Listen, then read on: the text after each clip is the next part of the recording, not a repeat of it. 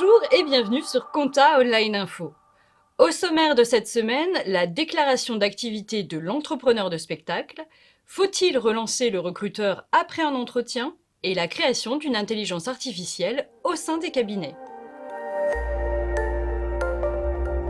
L'entrepreneur de spectacle est le producteur ou diffuseur de spectacles vivants ou enregistrés qui emploie des intermittents du spectacle.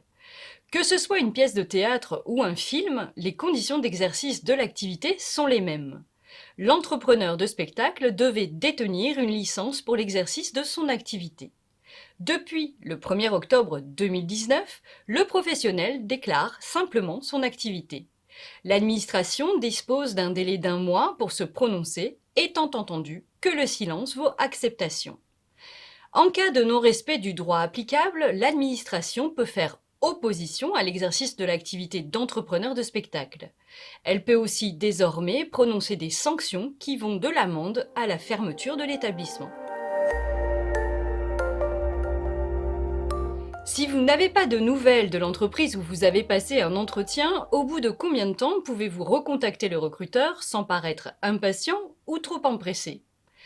Vous sortez du bureau du recruteur, l'entretien, à votre avis, s'est plutôt bien passé et vous êtes assez enthousiaste sur le poste proposé. Vous aimeriez savoir si cet intérêt est partagé et avait peu d'indices. Faut-il relancer le recruteur? Quand et comment? L'étape numéro 1 est de refaire le point sur le rendez-vous. L'étape numéro 2 est de rédiger un mail de reprise de contact. Et l'étape numéro 3 est de relancer si vous n'avez pas eu de retour. Les grands cabinets d'expertise comptable et d'audit investissent dans l'intelligence artificielle ou IA. Ils ont leurs projets mis en place par des équipes spécialisées dans cette technologie. Les cabinets peuvent alors créer des plateformes avec une intelligence artificielle qui apprend à partir des données avant de développer des algorithmes. Ces algorithmes se chargeront de restituer les données en fonction des objectifs définis par le cabinet.